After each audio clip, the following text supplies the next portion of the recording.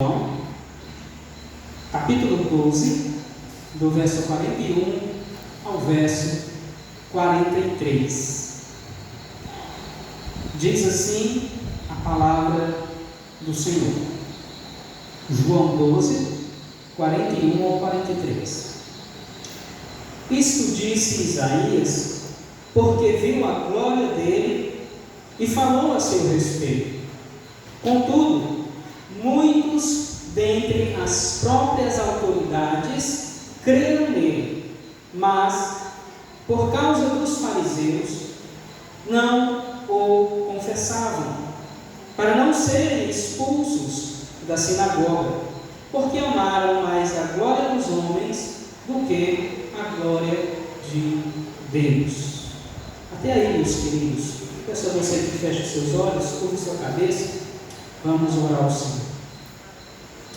Nosso Deus e amado Pai, a Tua palavra que acabamos de ler nessa noite, aplica ela ao entendimento, ao coração daqueles que nos ouvem nessa noite. Que o Senhor seja glorificado, meu Deus, na proclamação da Tua palavra. Que Jesus Cristo seja o centro do sermão, da palavra do Senhor que será proclamada nesta noite. Pai amado, no santo nome de Jesus, nós assim pedimos e oramos, certos de que é o Senhor que, pelo Teu Espírito, ministra a vida do Teu povo. Assim pedimos e agradecemos no nome de Jesus. Amém e amém. Podem sentar, meus queridos irmãos.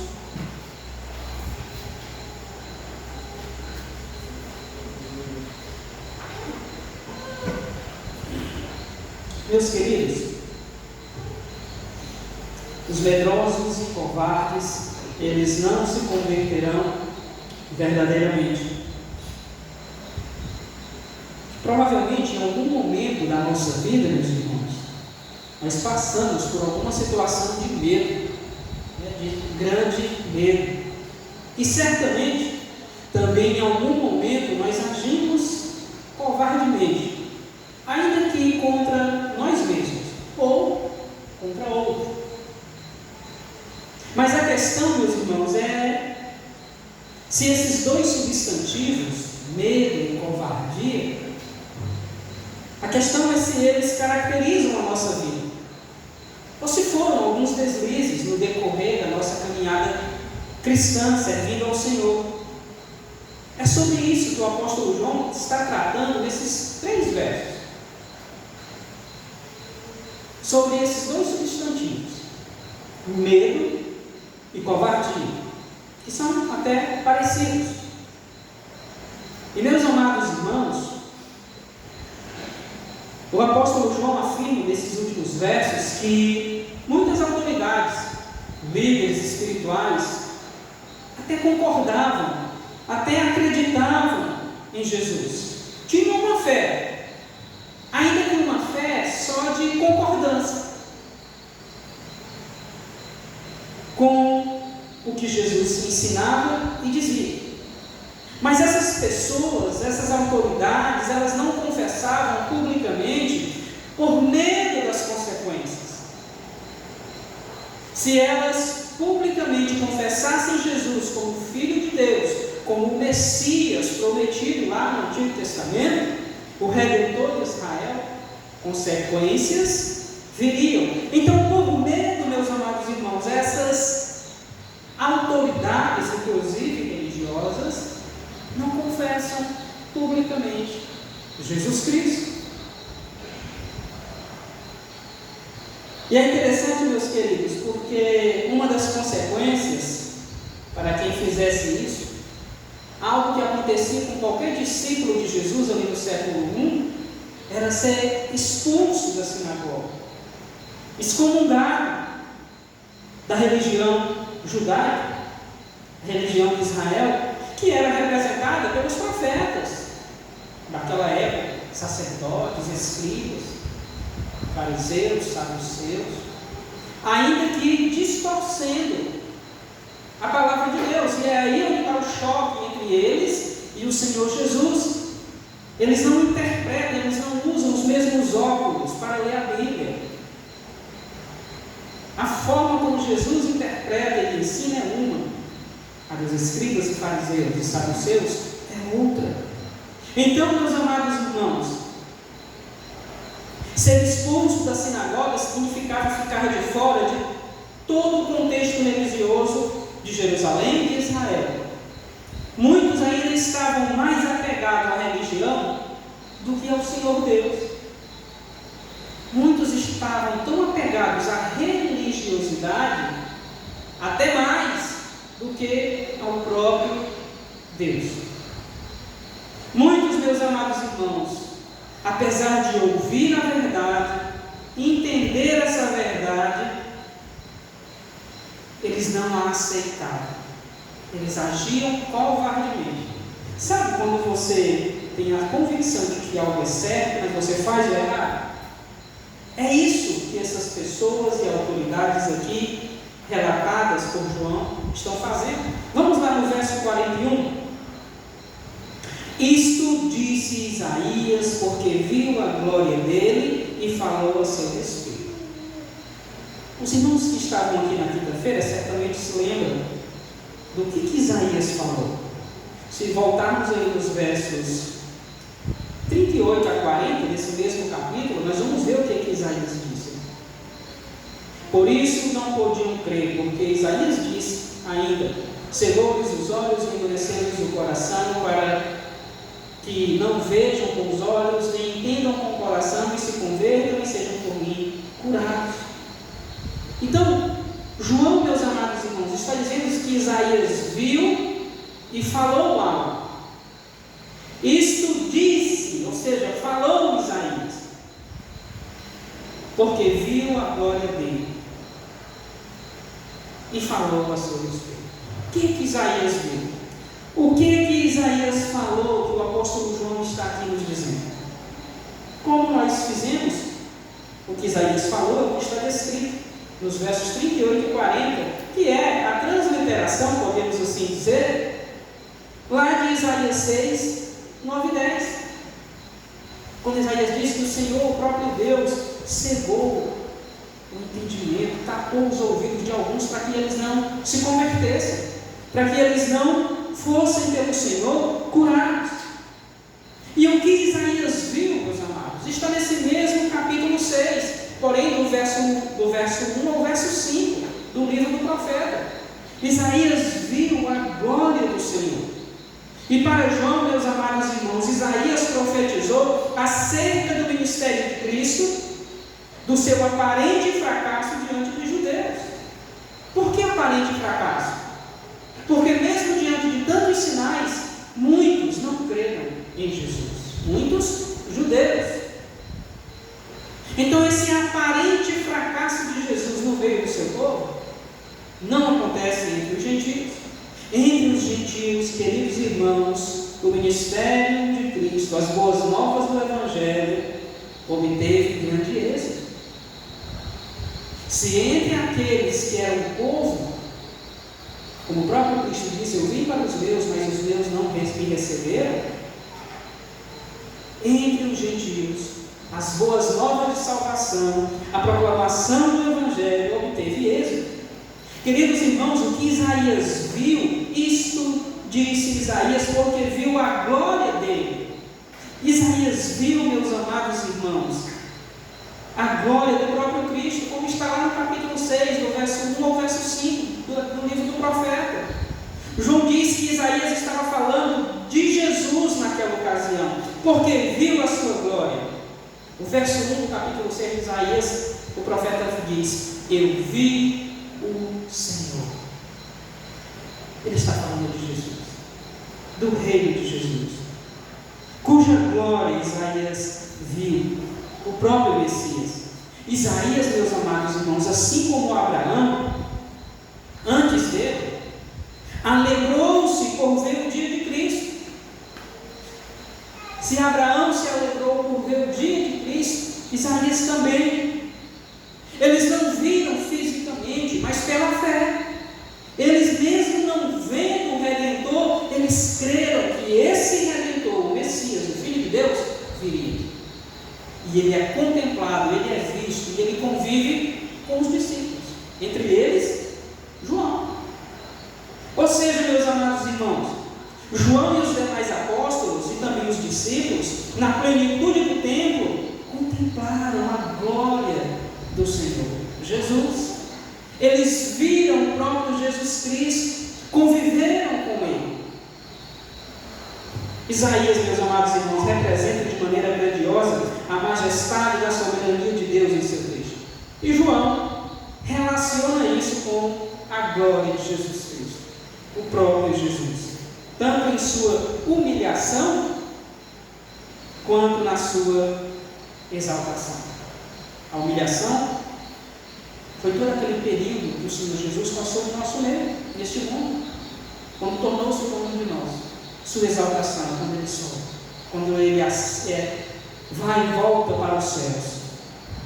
Então, queridos, Isaías, ele viu não apenas o Messias sofredor, mas ele viu também o Messias glorioso. Eu vi a glória do Senhor.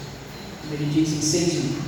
No verso 42, o apóstolo João continua: contudo, ou seja, mesmo diante de tudo que o nosso Senhor Jesus fez, sinais, milagres, cura, proclamação da palavra, ensino do Evangelho, contudo, muitos dentre as próprias autoridades creram nele, mas por causa dos fariseus não o confessaram, para não serem expulsos da sinagoga. Porque aquelas autoridades, meus irmãos, amaram mais a glória dos homens do que a glória de Deus. Meus irmãos, muitas pessoas com autoridade, inclusive líderes religiosos, embora totalmente relutantes em aceitar Jesus com uma fé pessoal, verdadeira e viva, mesmo assim, eles concordavam, eles acreditavam em Jesus. Porém, essa não é uma fé verdadeira. A fé para a salvação não é apenas concordar com Jesus, não é apenas ter a consciência de que o que ele ensina, o que ele diz é correto. Essa fé não salva. Essa fé, meus irmãos, não muda a vida das pessoas. Essa fé não é a que o Espírito Santo ministra a vida do povo de Deus, o povo eleito. Não é uma fé de entrega por completo. Então, muitas autoridades acreditavam, não quer dizer que tinham uma fé salvífica que é concedida por Deus, junto com o arrependimento de pecados. Porém, queridos, a fé destas autoridades não era uma fé verdadeira. Contudo, muitos dentre as próprias autoridades creram nele, mas, por causa dos fariseus, que eram a maioria no templo, eram os responsáveis pela exclusão, pela excomunhão de quem eles achavam que deveria fazer isso. Por causa deles, essas autoridades não confessavam publicamente que eram discípulos, seguidores, servos de Jesus Cristo. Por que eles não faziam isso? Porque, como diz no final do verso 42, os fariseus excomungariam eles da sinagoga. Irmãos, todas as pessoas que seguiam a Jesus publicamente, todas as pessoas que tornavam-se discípulos e discípulas de Jesus, eram excomungadas, não podiam mais ir ao templo. Estão entendendo? Era como se elas estivessem indo diretamente para o inferno, na cabeça dos líderes da sinagoga, do templo. Então, muitos, para não perder o seu lugarzinho no templo, embora talvez já houvesse perdido no céu, preferiam não confessar Jesus publicamente. Irmãos, isso é algo muito sério. O medo dessas pessoas de perder o status, de perder a posição, de perder os elogios, fazia com que eles se afastassem da verdade. Entenda, meus amados irmãos, como isso é grave, como o medo pode nos levar para longe de Jesus.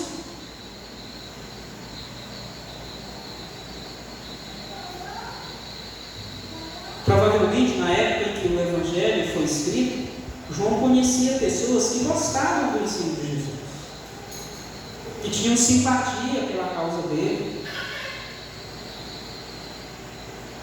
Mas essas pessoas não confessavam ele publicamente. Essas pessoas não diziam servir a ele em nossos dias diante das câmeras.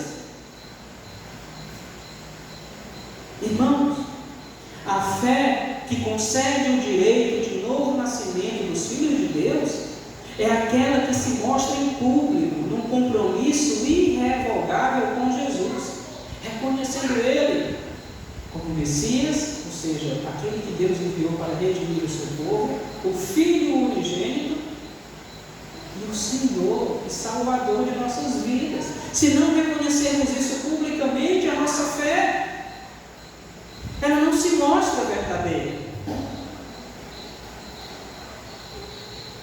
Essas autoridades até sabiam, mas por medo de perder algo, elas preferiam continuar apegadas àquilo que lhes enchia os olhos. Quando nós trazemos isso para os nossos dias, muitas pessoas hoje também, meus amados irmãos, estão muito apegadas a algo desse mundo, que inclusive pode ser o nosso lugar no tempo, a religiosidade, o emprego, o cônjuge, uma cura, enfim, queridos, qualquer outra coisa que torna-se mais importante do que o Senhor na nossa vida, e por medo de perder aquilo, nós não agimos diante de Deus, nós não nos comportamos diante de Deus como deveríamos. Isso é reprovável, isso é sinônimo de uma fé que não é genuína. O medo, meus amados irmãos, de perder algo por causa do Senhor não pode prevalecer na nossa vida, não pode nos caracterizar. O temor desses crentes secretos aqui, mencionados por João, essas autoridades, não era devido à possibilidade de procedimentos judiciais, que os principais sacerdotes e os saduceus poderiam promover, mas foi causado esse medo porque eles poderiam ser excluídos do culto no templo, da sinagoga, da comunhão, onde a influência dos fariseus, o principal partido político religioso, o maior de Israel, era dominante. Eram eles os responsáveis por excluir alguém. Se o conselho ali reunido decidisse por isso, acabou. E meus irmãos, nesse contexto aqui, ser excluído do templo, da sinagoga, na cabeça de uma pessoa era ir direto para o inferno. Perdia-se até, muitas das vezes, o contato familiar. A pessoa nunca mais poderia entrar no templo. Então vejam como esses líderes inescrupulosos tratavam as pessoas. Por isso que Jesus tantas vezes os chamou e os caracterizou como hipócritas, porque eles demonstravam uma coisa, quando na realidade eram outra, o oposto. O medo e a covardia, meus irmãos, tem revelado que muitas pessoas não amam a Deus verdadeiramente, inclusive essas pessoas, por medo de perder o lugar no templo, na verdade, ser excluído, excomungado, essas pessoas abriram mão de algo tão precioso, de algo verdadeiro. Aliás, da própria verdade, como o próprio Senhor Jesus falou: eu sou o caminho, a verdade e a vida. Estes sentimentos, meus amados irmãos, medo e covardia, quando transformados em atitudes, impedem que crentes nominais confessem sua fé, o que é essencial à salvação. Irmãos, não tem como servirmos a Deus escondido. Eu sou crente, mas fulano de tal não pode saber. Eu sou crente, mas é só aqui na igreja, lá em casa, na rua, é outra conversa. Não tem como servir a Deus assim, meus irmãos. Mateus 10:32 diz, o próprio Jesus afirma: portanto, todo aquele que confessar, que me confessar diante dos homens, confessar publicamente, também eu o confessarei diante de está no céu. Romanos 10:9 diz: se com a tua boca confessares Jesus como Senhor e em teu coração creres que Deus o ressuscitou dentre os mortos, serás salvo. Irmãos, servir ao Senhor significa confessá-lo publicamente. Ainda que o medo possa vir em algumas circunstâncias em que confessarmos a Jesus, ele não deve nos dominar. Sabe por quê? Porque a palavra do Senhor diz que o verdadeiro amor que vem de Deus, ele lança fora o medo. A palavra de Deus não está dizendo que nós não passaremos por circunstâncias em que o medo virá sobre nós. Ela está dizendo aqui: o medo não pode dominar a nossa vida. O medo não pode dominar a vida de um crente, de um cristão. Ele vai vir, não tem como. Mas nós temos que pedir a Deus graça para que nós controlemos o medo e não o contrário. Irmãos, confessar publicamente a nossa fé em Cristo não apenas faz parte, mas é essencial na nossa caminhada cristã. Um cristão que tem vergonha do seu Senhor precisa rever sua salvação. Na verdade, ele tem que saber se realmente ele foi salvo, porque se ele for, isso vai se consertar na vida dele. Tem que rever, na verdade, a sua conversão. Os fariseus, queridos, é quem tinha essa influência dominante na sinagoga. E esse era o medo principal de muitas pessoas ali dentro, porque sabiam que ou eles seguiam a Jesus ou seguiam a religião judaica. As duas coisas não tinham como. As duas coisas não conviviam no mesmo espaço. Por quê? Porque quem dissesse publicamente que era um seguidor de Jesus Cristo, automaticamente era excomungado pelos fariseus. Alguns irmãos não creram em Jesus. Outros, apesar de crerem, não confessaram publicamente sua fé em Cristo. E a princípio, Nicodemos, José de Arimateia, faziam parte desse último grupo, que acreditavam, mas que não confessaram no primeiro momento. Mas por fim, eles professaram Cristo abertamente, como o próprio apóstolo João vai dizer no capítulo 19 e nos versos 38 e seguintes. Queridos,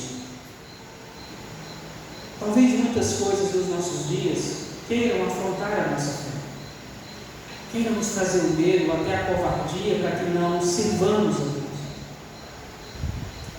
Como o diácono Arnaldo falou aqui no início do culto, às vezes vê um ímpio prosperando e a gente lutando, se dedicando, correndo atrás e não sai de cima do rastro. Talvez por estarmos numa situação ou com alguma doença que está nos tirando a paz. Talvez, meus amados irmãos, qualquer outra coisa. Mas como foi dito, nós como igreja, povo de Deus, sabemos em quem cremos. Sabemos que aqui não é o céu. Nós vamos ter dificuldades aqui. Sabemos, meus amados irmãos, que o Senhor está conosco, então isso é suficiente. Seja qual for a circunstância, a situação que estejamos passando, a questão é: o Senhor está comigo? Porque se o Senhor está no nosso barco, não importa o tamanho da tempestade. Agora, se Ele não estiver, meus irmãos, aí nós estaremos em seríssimos apuros. Se Ele está, não se preocupe. Coloque nas mãos do Senhor. Só não permita que o medo e até mesmo a covardia possa começar a caracterizá-lo, possa começar a invadir sua vida. Mas nos lembremos, irmãos, do que o Senhor Jesus nos diz aqui, do que a palavra dele afirma. Os covardes, eles também não herdarão o reino de Deus, vai dizer Apocalipse 21:8. E 1 João 4,18 diz que o verdadeiro amor lança fora todo medo. Então, medo e covardia, ainda que venham acontecer na nossa vida cristã, não podem nos caracterizar, não podem nos afastar da verdade. do nosso Senhor Jesus Cristo. Muitas pessoas, irmãos, chegaram a crer em Jesus. Entre elas, como o apóstolo João diz aqui, muitas autoridades. Contudo, elas não demonstraram uma fé autêntica, robusta. Por causa do medo dos fariseus, elas não confessaram Jesus, com medo de serem expulsas da sinagoga. Irmãos, a fé que não tem coragem de ser publicada não é uma fé salvadora. O medo, a covardia, não retiram a responsabilidade da confissão pública. O medo e a covardia não pode ser um desculpa. E nós vivemos dias em que boa parte da igreja, se chegar numa situação dessa, talvez o medo ou a covardia penetre o coração de muitos e permaneça lá. Muitos abram mão do Senhor por coisas desse mundo, como fizeram as autoridades do texto lido. Por quê, meus irmãos? O verso 43 dá a resposta. O que diz o verso 43? Porque amaram mais a glória dos homens do que a glória de Deus. Irmãos, essas autoridades, esses líderes religiosos, que tinham aprendido a valorizar a glória e o louvor que vem das pessoas, elas estavam relutantes em trocar isso pelo tratamento que elas receberiam se publicamente confessassem que acreditavam em Jesus. E não apenas isso, que criam em Jesus. Elas não queriam trocar aquilo que o mundo, aquilo que as pessoas estavam oferecendo em troca daquilo que Jesus estava oferecendo. É a bateria do microfone, não se preocupe. Por isso, meus queridos irmãos, nós devemos sempre nos questionar: Senhor, como eu estou te servindo? Essas pessoas aqui, essas autoridades aqui, irmãos, dos versos 41 a 43, elas se juntam aos homens que Jesus censurou. Aqui mesmo, no Evangelho de João 5, verso 44. Como aqueles que aceitais glórias uns dos outros e, contudo, não procurais a glória que vem do Deus único. Jesus coloca essas autoridades junto a essas pessoas que aceitam a glória que vem do mundo, das pessoas, mas não procuram a glória que vem do Senhor. E é interessante, irmãos, nós temos estudado isso, os irmãos certamente lembrarão, que em diversas passagens aqui do quarto Evangelho, João fala de crer em Jesus ou em seu nome, num sentido que não chega a ser um compromisso pleno, ou seja, uma fé genuína. Então, diversas vezes, por exemplo, capítulo 2, do verso 23 ao 25, João vai nos dizer que os sinais que Jesus fez durante a sua primeira visita a Jerusalém, na Páscoa, levou muitos a crerem nele, mas Jesus percebeu que aquela fé era superficial, não era confiável. Outro exemplo é 8:31 e versos seguintes, onde os judeus que creram nele são informados sobre como poderiam se tornar verdadeiros discípulos. Então João nos fala que muitas pessoas tiveram essa concordância com Jesus, até acreditavam, mas não era uma fé genuína e verdadeira. Muitos hoje são assim também, irmãos. Mas Jesus não quer apenas concordância da nossa parte. Aliás, é Ele quem dá essa fé genuína, o arrependimento de pecados para a vida eterna. É Ele quem faz essa obra, esse sinal na vida do seu povo, dos seus eleitos. Muitas pessoas, irmãos, que estão dentro da igreja em nossos dias, não estão ali porque amam a Deus. Muitos estão ali porque concordam, acham certo o ensinamento. Não estão ali porque querem viver para a glória de Deus. Quando eu digo na igreja, no geral. Para essas pessoas, É mais importante ser elogiado. É mais importante estar junto com a maioria. É mais importante estar no time que é maior.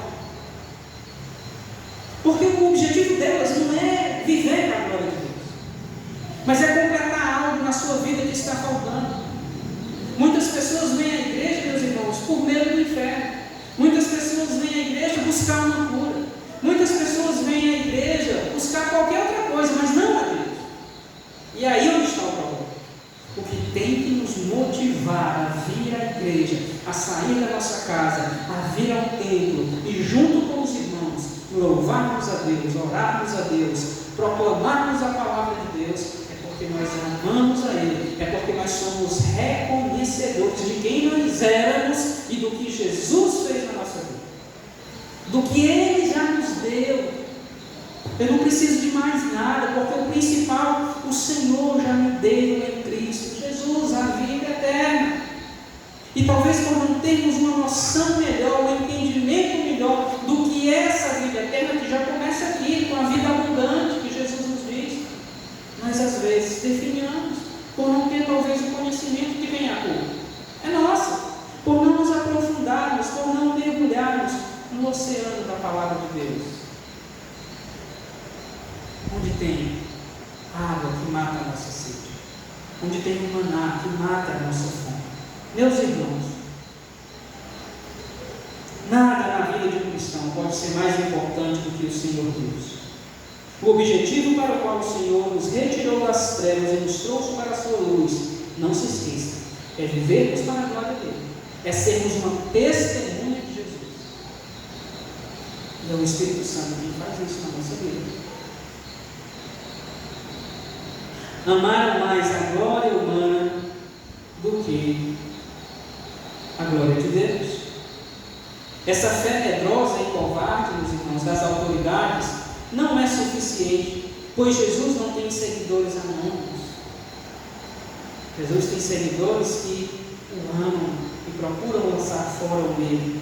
Jesus tem seguidores que enfrentam a covardia e a superam o poder do Espírito. Essas autoridades e líderes se recusaram, meus amados irmãos, a tomar qualquer atitude pública de fé em Jesus Cristo. Elas se recusaram porque isso ameaçava a posição que essas autoridades tinham na sinagoga. E essa, meus amados irmãos, é uma das afirmações mais tristes sobre a liderança espiritual que nós podemos ouvir, pois eles preferiram os louvores dos homens acima dos louvores de Deus, na sua recusa de reconhecerem publicamente Jesus como Messias, como Filho de Deus, como o Senhor de suas vidas. Muitas pessoas, irmãos, até hoje, ouvem o Evangelho. Elas têm a consciência que Jesus Cristo é o caminho. Elas sabem que o lugar onde elas deveriam estar é no templo, junto com os irmãos. Todavia, elas continuam a amar mais o mundo que Deus. E João nos diz que não tem como amar os dois. Mas amaremos um e odiaremos o outro. É algo extremamente sério, irmãos, tratar a verdade de Deus como leviandade, de qualquer forma. Sabe por quê? Porque quem procede assim pode perder a oportunidade de ser salvo. Os incrédulos que já sabem qual é o caminho, que já ouviram a proclamação, que têm a consciência e não tomaram a decisão publicamente de servirem a Cristo, que estão tratando com leviandade a verdade de Deus, estão agindo de maneira seríssima, porque podem perder a oportunidade da salvação.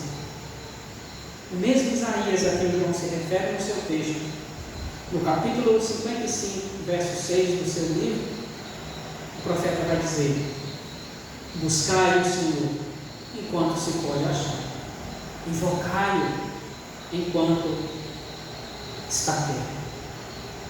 Ele diz isso porque chegarão dias em que as pessoas buscarão o Senhor, invocarão o Senhor mas o tempo da graça terá chegado ao fim. Ou seja, Jesus terá retornado com grande poder e glória. Então, meus amados, não percamos nenhuma oportunidade de estarmos juntos servindo, dentro das nossas possibilidades e até no limite delas. Mas não percamos, porque um dia irão buscar o Senhor. Chegará o dia em que irão invocar o nome do Senhor, mas o Senhor não estará mais disponível. Porque o tempo da graça findar-se-á e chegará o tempo do juízo. Concluindo, meus irmãos, o profeta Isaías, o patriarca Abraão, eles viram a glória de Cristo, o Cristo pré-encarnado, ou seja, antes da sua vinda a esse mundo. A glória de Jesus, o servo sofredor, mas também o Messias glorioso, aquele que morreu, que ressuscitou e que justifica pecadores. João, os apóstolos, no tempo pleno, eles viram pessoalmente a Jesus. Eles auxiliaram Jesus no seu ministério e deram continuidade à proclamação. E naquele tempo, parte do povo parecia confiar em Jesus com muito mais sinceridade e fervor do que os líderes e as autoridades de Israel, que creram nele e demonstraram uma fé irresoluta, inadequada, poderíamos até dizer falsa, porque não era genuíno. Irmãos, o medo das consequências deste mundo, porque nós servimos a Cristo, não é aceito como desse mundo. Amemos ao Senhor Deus acima de todas as coisas. Ouvir a verdade, entendê-la, mas não acreditar e confessá-la publicamente é covardia. Nós ouvimos, entendemos, mas não acreditamos, mas se não confessarmos isso publicamente, não estaremos fazendo ou dando a devida resposta que o Evangelho, que o próprio Cristo requer de nós. E isso será covardia. Quanto nos custa seguir a Jesus? Quanto me custa ser um discípulo ou uma discípula de Jesus Cristo? Um verdadeiro crente, irmãos, lembre-se, ele estará disposto a perder tudo, inclusive a própria vida, se necessário for, por amor ao Senhor Deus. Pense em que tipo de cristão, em que tipo de crente nós temos sido, como nós temos servido ao nosso Senhor, que deu a sua vida por nós, que nos amou primeiro. Que nós, irmãos, como igreja, peçamos ao Senhor que guarde o nosso coração, a nossa mente, a nossa vida, de ser conduzido pelo medo e pela covardia, como foi dessas autoridades, que perderam a maior oportunidade de suas vidas. Viram o próprio Messias, ouviram ele, mas o coração petrificado, incrédulo, não acreditou.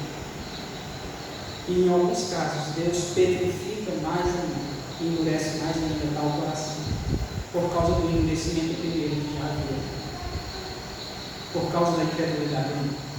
Que o Senhor nos guarde, meus amados irmãos, e nos livre, e que nós sirvamos ao nosso Deus com tudo o que temos e somos. Vamos nos pôr de pé, vamos orar ao Senhor, depois vamos dar alguns avisos, e estaremos também posteriormente orando em certo. Feche os seus olhos, fecha os olhos, curve sua cabeça e vamos orar.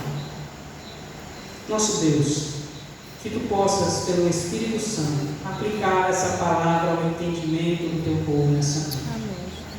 Que o medo e a covardia não façam moradas na nossa vida, mas sejam enfrentados no poder do Espírito Santo, pelo teu povo. Nos ajuda, Senhor, a pôr para fora sentimentos, atitudes contrárias à tua vontade, contrárias a alguém que serve ao Senhor. O que pedimos a Ti é que o Senhor nos guarde. O que pedimos ao Senhor é que guarde esta igreja, este rebanho, os nossos irmãos que não estão aqui, do meio da covardia. Guarda-nos em Ti, Senhor. Guarda o Teu povo nesta cidade. É nossa petição. Que não sejamos mau testemunho, mas que sejamos como o bom perfume que exala Jesus Cristo. É o que pedimos a Ti. Oramos e agradecemos. No nome de Jesus Cristo. Amém e amém, Jesus.